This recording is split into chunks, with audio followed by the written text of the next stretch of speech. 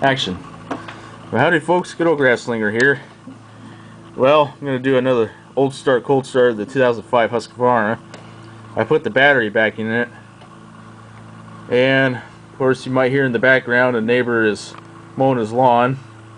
The grass has been slowly growing recently due to the nice weather. So, when I give it a crank, I put none ethanol gas into the tank, fresh, so I expect this thing to start. I gotta lean off to the side because the safety switch has kind of been acting funny since 2011. Yep.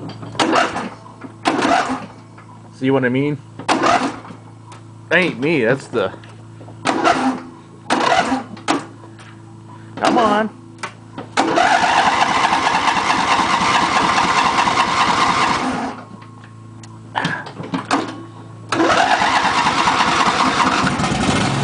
There we go.